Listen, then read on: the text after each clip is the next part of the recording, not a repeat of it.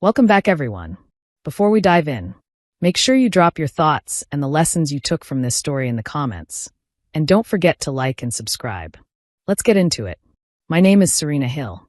I am 38 years old, and this is the story of how I ended my marriage on a Thursday night that began like any other. I did not mean to listen. I was standing just outside the glass doors holding a tray of food I had spent all afternoon preparing. The grill was still hot from the last batch of vegetables. The plates were warm in my hands. The backyard lights glowed softly over the patio, catching the edges of the wine glasses and the polished wood table.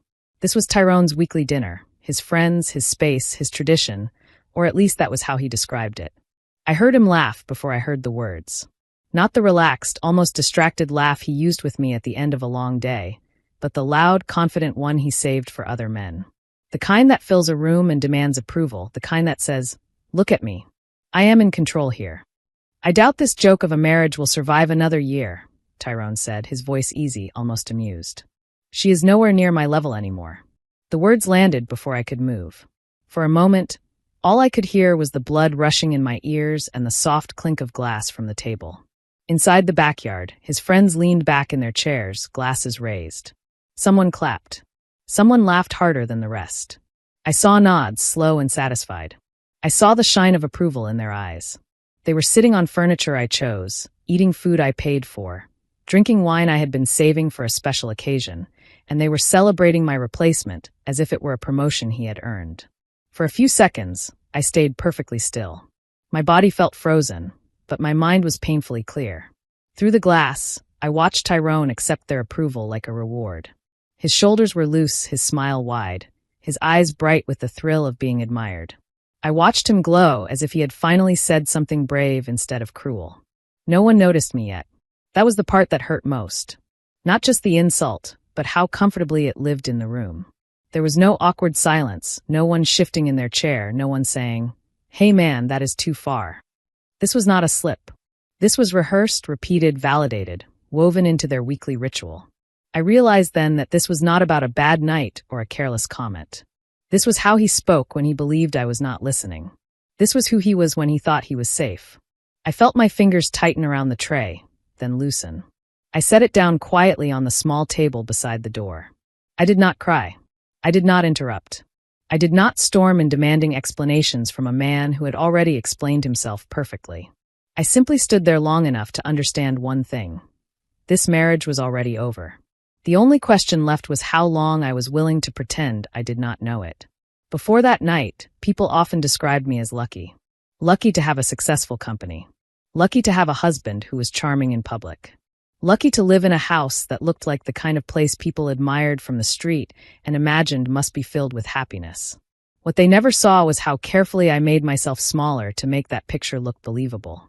I built my business from freelance work at a kitchen table in a small apartment on the south side of Houston, long before Tyrone ever started talking about being an entrepreneur.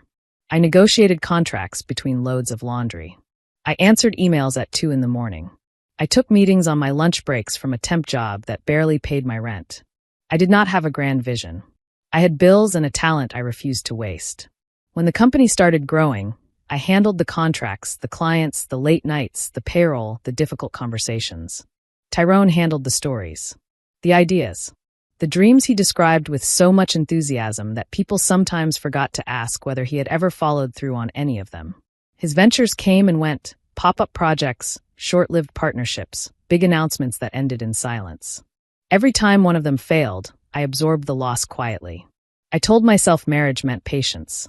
I told myself support was love.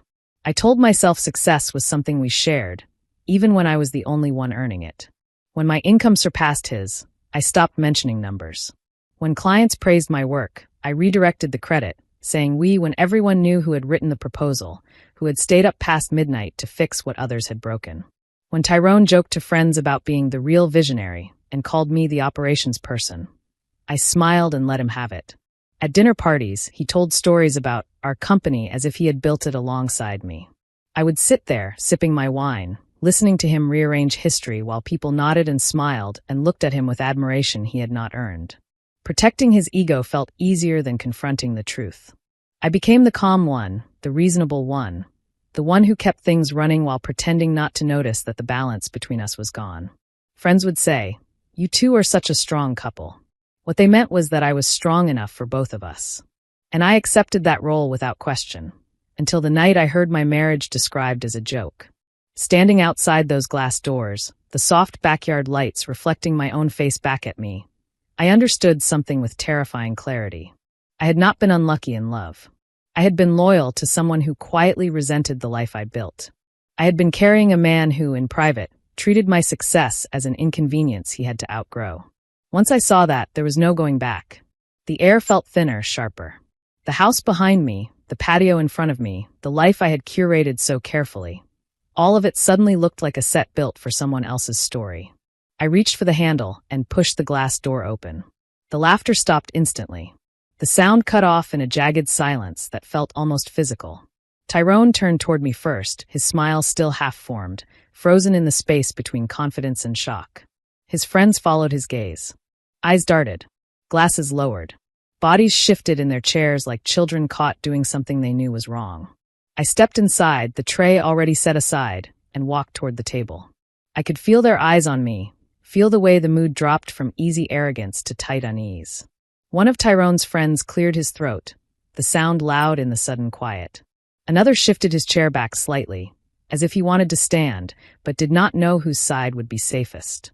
I stopped at the end of the table and looked at my husband. "Why wait a year?" I said, my voice steady, almost polite. "Let us end it tonight." No one spoke. Tyrone's mouth opened, then closed again. He looked around at his friends as if he expected one of them to laugh and break the tension, to turn this into a joke he could ride out. None of them did. The version of him that knew how to talk his way out of anything suddenly had nothing prepared. I did not accuse him. I did not ask questions I already knew the answers to. I did not give him the chance to twist his own cruelty into a misunderstanding. "I would not want you trapped in a marriage you clearly do not respect," I continued, "especially with someone so far beneath your level." One of his friends looked down at the ground. Another pretended to check his phone, his fingers unmoving on the dark screen. The approval they had been so generous with seconds earlier vanished, as if someone had turned off a light. No one reached for their wine. No one looked at Tyrone with admiration now. "Serena, we were just talking," he said finally, his voice tight. "You took it out of context." I shook my head once. "This is the context," I said. "This is who you are when you think I am not listening." I turned and walked back inside the house. I did not wait for him to follow. I did not stay to watch his friends scatter, suddenly remembering early mornings and long drives home. I did not look back to see if regret had finally reached his face. For the first time in years, I did not stay to manage his emotions. I had said the sentence that mattered. Everything after that was just logistics. The hallway felt longer than usual, the family photos on the walls turning into still images from a life that already felt distant. I walked straight to the bedroom, not the guest room, not the couch, the room that still held the illusion of us. I pulled my suitcase from the closet and laid it open on the bed.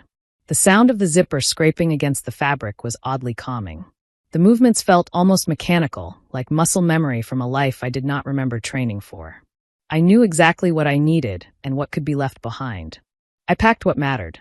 Work clothes first. The navy blazer I wore to the meeting that landed our biggest client.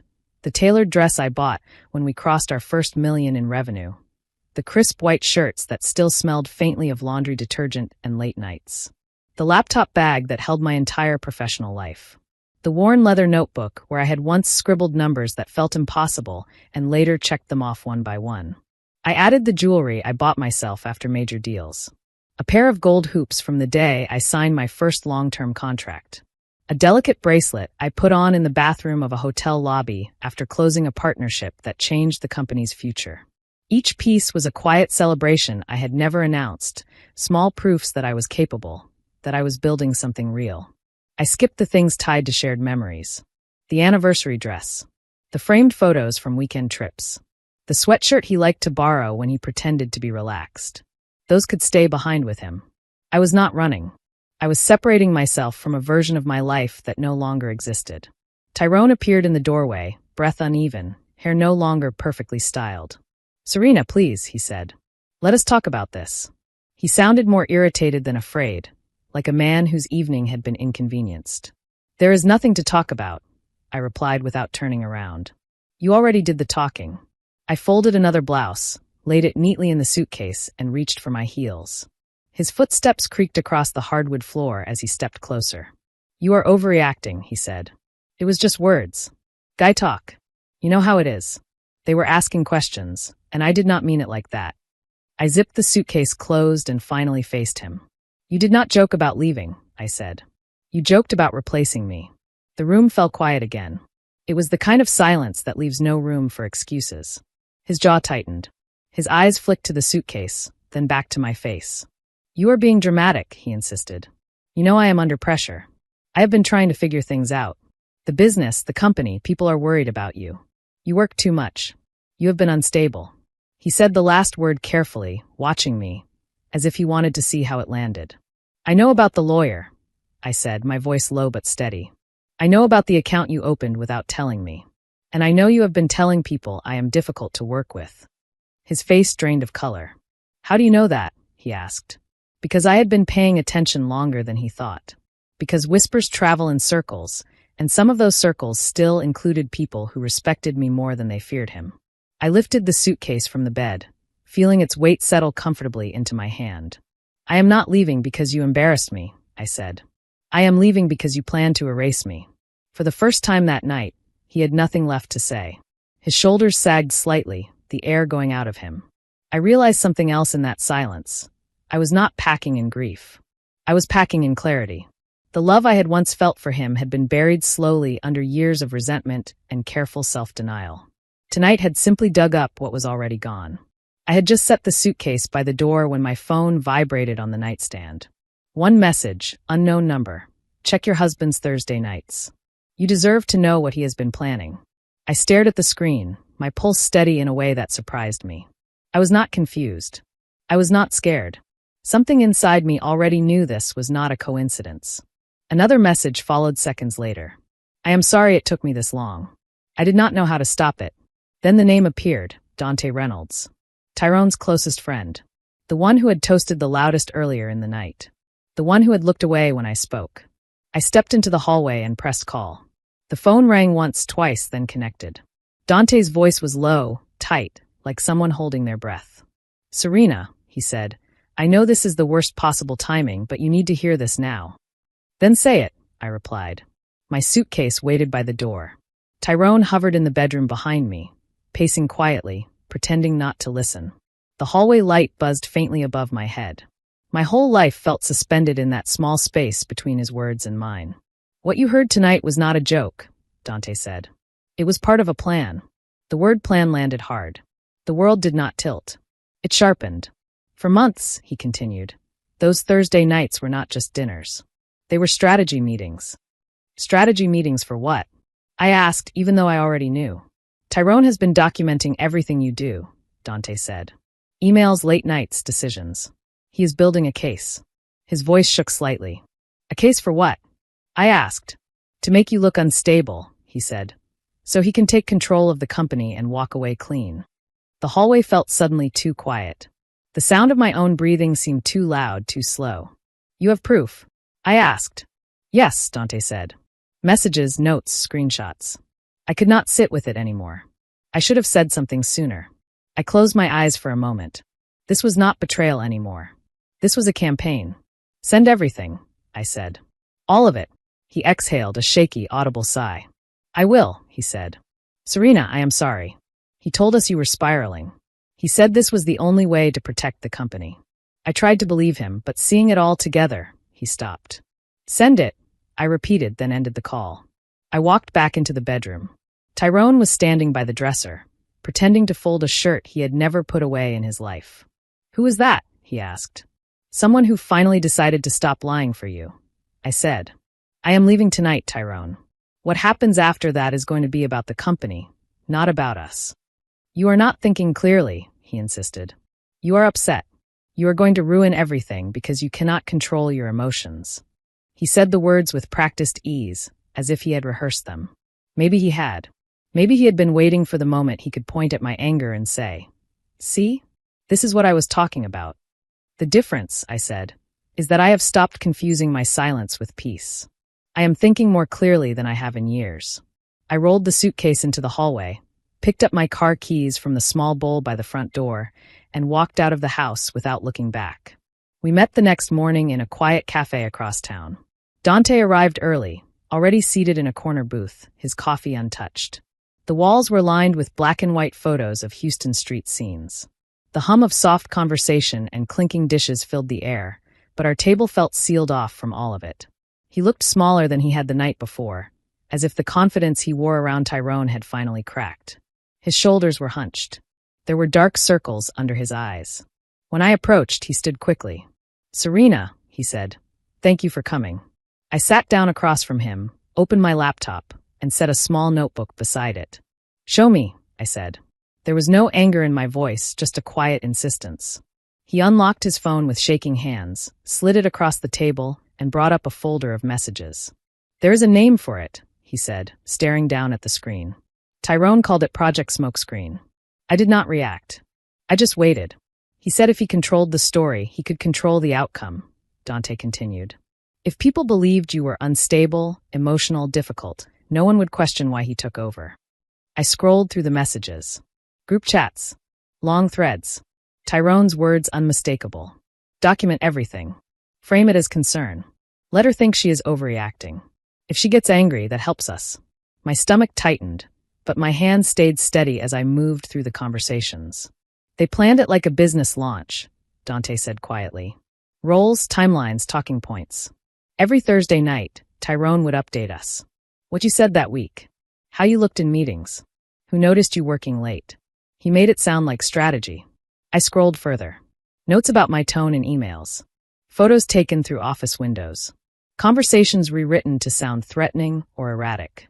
He said you were changing, Dante added. That success had gone to your head. That you needed to be managed before you destroyed everything. He made you sound dangerous. I looked up at him. And you believed him, I said. He flinched. At first, I thought he was just venting, Dante admitted. We all complain about work. But then it became clear he was not angry, he was methodical. He was proud of how detailed it was. I kept telling myself it was not my business. That it was between you two. That was cowardice. My coffee went cold between us. I barely touched it. He wanted to leave you, Dante said, but not empty-handed. He wanted the company, the reputation, the sympathy. He wanted to walk away looking like the reasonable one. I leaned back in my chair, breathing slowly. This was not cruelty born from emotion. This was calculation. And the others? I asked. The ones at those Thursday dinners? Dante swallowed. They followed, he said. Because it was easier than calling him out. Because no one wants to believe their friend is capable of something this ugly. They laughed. They nodded. A few stayed quiet, but no one stopped him. I stood, picking up my bag. Send me everything, I said. Every message, every note, every file you have. He nodded quickly. I will, he said. Serena, I know an apology is not enough, but I am sorry. I paused. Do better next time you see a man like him, I replied. Believe what you are looking at the first time. That afternoon, Dante sent the files. Dozens of them. I opened the first folder in my hotel room and immediately understood how deep this went. Legal documents. Registration forms. A newly created company with a name just close enough to mine to cause confusion. Same industry. Same language. Same promises. Same clients highlighted in yellow. He said it was a backup plan, Dante explained over the phone. In case you did not cooperate. Did not cooperate, as if I were an obstacle instead of the foundation. I scrolled through timelines showing when the company was registered, when initial outreach emails were drafted, when talking points were prepared. It was not impulsive. It was paced, thought out, designed to activate the moment he painted me as unstable. There was more. A list of employees, names and notes, and quiet vulnerabilities. Single parent needs stability. Ambitious wants promotion. Loyal to Serena, convinced carefully. They had studied my team like inventory, cataloging who might be persuaded and who would need more pressure. Tyrone was not just trying to leave me. He was trying to dismantle the life I built, piece by piece, and rebuild it in his image, with my people, my clients, my reputation stripped down and repurposed. For a moment, anger flared hot and sharp. I imagined walking into the house and shouting, throwing every file onto the floor, forcing him to look at what he had done. Then the anger passed. Anger clouds judgment, and I needed clarity. I called the only person who could hear this without flinching, my attorney, Patricia Holloway. I did not cry on that call. I did not dramatize. I laid out the facts the same way I would in a board meeting. Patricia, I said, my husband has been planning to remove me from my own company. I have documentation of a coordinated effort to discredit me, plus proof of a competing entity he created behind my back. There was a brief pause on the other end of the line, the sound of papers being shifted, a pen clicking once. Then she spoke. Serena, Patricia said, her voice calm and precise, this is not a marital disagreement. This is a coordinated attempt to remove you from your own company. She began outlining the steps with the kind of focus that made it clear she had seen every kind of deception and was not impressed by any of it. Emergency injunction, temporary restriction of access, preservation of records, silence on all internal channels until legal protection was in place. Do not respond to him, she said. Do not warn him. We move quietly from here. I looked again at the files, at the arrogance of assuming I would crumble before I could organize.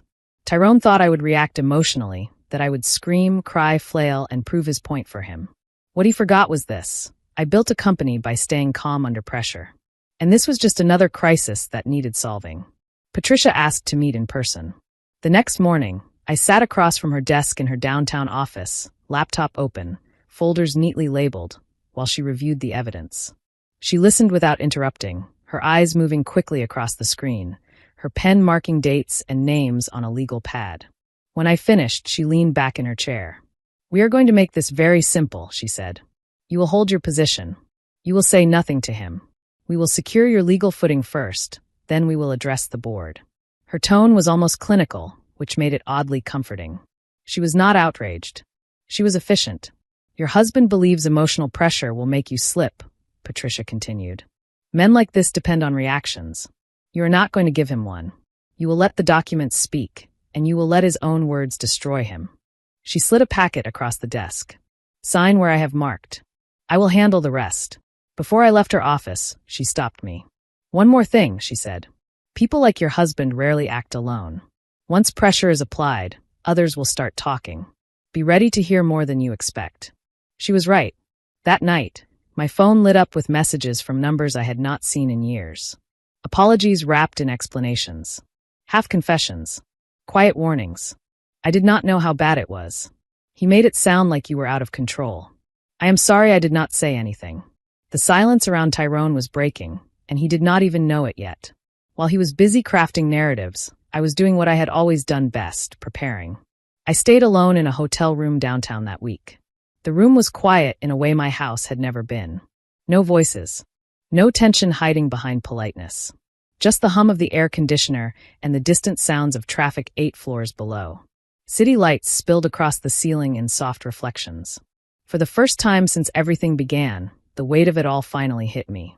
I sat on the edge of the bed, still in my work clothes, staring at nothing. My hands trembled, not from fear, but from exhaustion. 12 years of carrying more than my share had caught up with me in a single evening. I cried then, not loudly, not dramatically, just enough to let the pressure release. I cried for the version of myself who had confused loyalty with self-erasure. For the nights I worked late while telling myself his resentment was temporary. For every time I softened my success so he could feel taller standing next to me. When the tears stopped, something else took their place. Focus. I opened my laptop and began preparing for the morning. Slides. Timelines. Revenue breakdowns. Client testimonials. Every fact clean and undeniable. This was not about revenge. This was about truth. By midnight, the room looked less like a hotel and more like a command center. Notes spread across the desk. Files saved and backed up twice.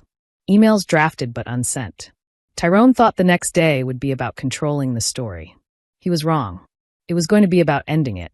I arrived at the office before sunrise. The building was still, the kind of quiet that only exists before something irreversible happens. Security nodded as I passed. The cleaning staff waved. These were people who had seen me at all hours over the years, people who knew who actually worked. The conference room lights came on one by one. I set up methodically. Financial records on one end of the table. Client contracts on the other. A single screen at the front waiting for slides that would not flatter anyone. Patricia arrived calm and composed, her briefcase organized with ruthless efficiency. At 10 sharp, Tyrone walked in. He wore the confident expression I had seen 1,000 times. The smile that suggested control, the posture of a man who believed the room would bend for him. Behind him, a few board members and senior staff took their seats, murmuring quietly. He looked at me briefly, then away, as if I were a minor complication, not the center of the storm he had created. He began speaking before anyone else could. "I know there have been concerns about recent instability," he said, glancing deliberately in my direction. "I want to reassure the board that I am taking steps to protect the company. I have been documenting." "We will not be discussing opinions," Patricia said, standing with an ease that commanded attention. "We will be discussing evidence." The air in the room shifted. Conversation stopped. Eyes turned to the screen at the front of the room. I stood next to her and turned on the projector. The first slide appeared, messages, dates, his words in clear black text. "Document everything. Frame it as concern. If she reacts emotionally, it helps us." Tyrone's face tightened. "These messages were taken out of context," he said quickly.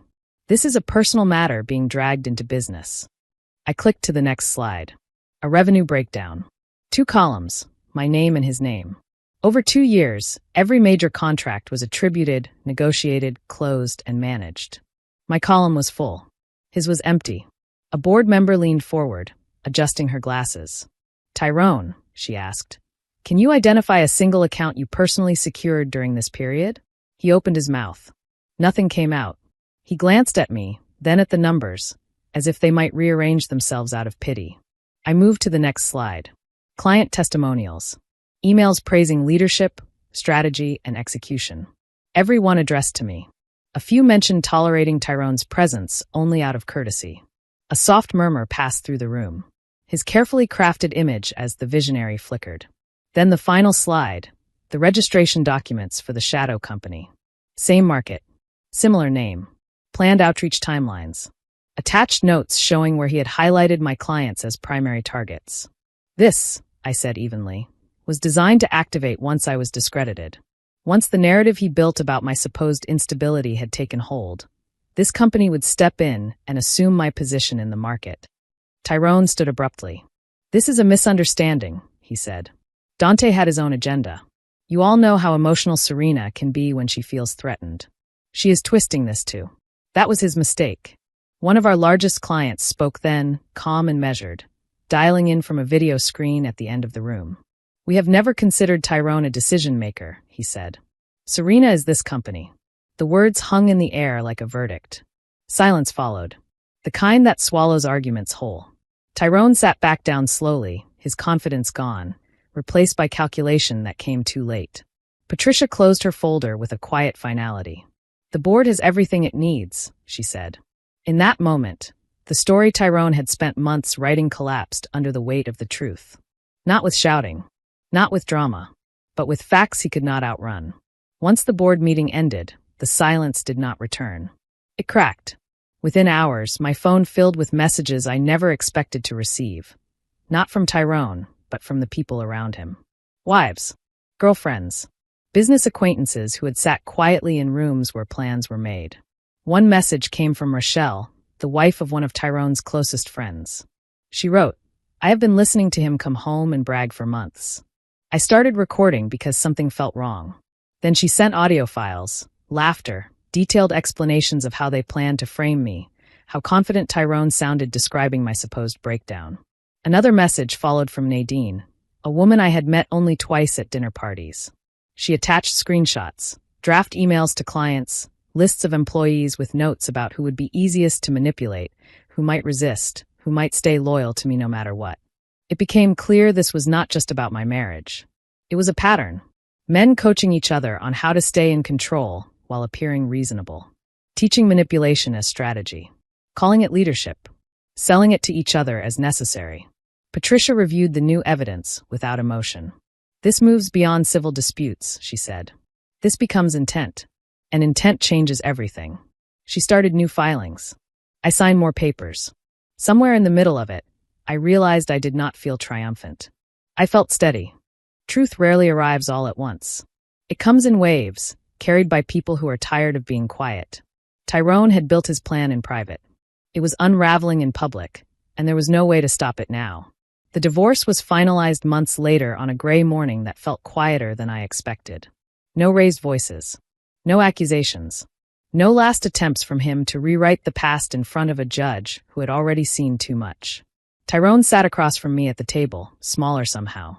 The confidence that once filled every room was gone, replaced by a tension he could not hide. He did not look at me when the papers were placed in front of him. Patricia reviewed the terms one final time. I retained full ownership of the company. The house. All intellectual property. There would be no future claims. A strict non-compete clause would keep him far away from the industry he had tried to steal. Tyrone's lawyer said nothing. There was nothing left to negotiate. When it came time to sign, Tyrone hesitated, pen hovering above the page. "I never meant for it to go this far," he said quietly. I met his eyes for the first time that day. "You planned for it to go exactly this far," I replied. "You just did not expect to lose." He nodded once, almost imperceptibly, and signed. As he stood to leave, he whispered an apology. It sounded rehearsed, late, and weightless. I did not respond. The real closure did not come from his words. It came from walking out of that room with my name intact, my work protected, and my future finally my own. Life did not magically become easy after the divorce. It became clear. The company stabilized faster than anyone expected. Decisions that once took days now took minutes. Meetings ended on time. The tension that had lived quietly in the background was gone, and in its place was momentum. Clients noticed. So did the team. Without Tyrone's interference, projects moved forward cleanly. New contracts came in. Opportunities one had once postponed out of consideration for his feelings were suddenly possible again. I traveled for conferences I used to decline. I took on partnerships I would once have delayed. The most unexpected change came through my inbox. Messages from women I had never met. They wrote about overhearing similar conversations, about being slowly painted as difficult, emotional, unstable, about shrinking themselves to keep peace with men who quietly resented their competence. They did not ask for advice. They simply wanted to say, "I thought it was just me." Tyrone sent a letter during that time, 3 pages long, apologetic in tone, defensive in substance. Even in regret, he claimed shared credit for my success. He framed his betrayal as a mistake born from stress, said he had helped shape the company, said he hoped I could someday acknowledge his contribution. I read it once, then folded it carefully and locked it in a drawer at home. Not out of anger, but as a reminder. Some people stand in the ruins of what they destroyed and still believe they deserve a share of what survived. I no longer needed to explain to him why that was not true. I no longer needed to explain myself at all. I was busy building again. I saw him months later in a grocery store on a quiet weekday afternoon. The fluorescent lights hummed overhead. The aisles were half empty. I was comparing labels on a shelf of pasta sauce when I felt someone staring at me. I looked up and saw him at the end of the aisle, holding a shopping basket. He was thinner, his shoulders slightly hunched. The easy confidence that once announced him long before he entered a room was gone. His clothes were ordinary, unremarkable. He looked like someone trying not to be noticed. For a moment, our eyes met. I recognized the hesitation immediately, the instinct to approach, to explain, to reclaim a version of himself that no longer existed. He took one step toward me, then stopped. He did not stop because I looked angry. I did not. I simply turned back to the shelf, reading labels, making a decision, continuing my day. The same calm focus I used in board meetings. The same indifference reserved for problems already solved. Out of the corner of my eye, I saw him abandon his basket and turn away quickly, as if staying any longer would force him to face something he could not undo. I did not feel satisfaction. I did not feel the rush of having won. I felt free, because the opposite of love is not hate. It is irrelevance. In that aisle, under harsh grocery store lighting and the quiet rhythm of ordinary choices, I understood the final truth. The real power was never in proving my worth to him. It was in no longer needing him to see it. For a long time, I thought revenge meant watching someone fall. I was wrong. Revenge was not destruction. It was separation. It was the moment I stopped arguing with someone who had already decided not to see me clearly, the moment I stopped carrying a man who was determined to drag me down. Tyrone did not lose because I exposed him. He lost because I stopped carrying him. I did not win by shouting or humiliating him. I won by telling the truth once, protecting my work, and walking forward without dragging his ego behind me. In the end, what stayed with me was simple.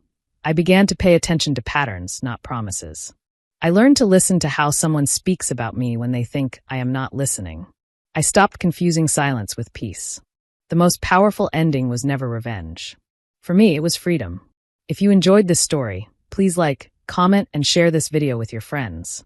Subscribe and turn on the notification bell so you never miss a powerful story drop.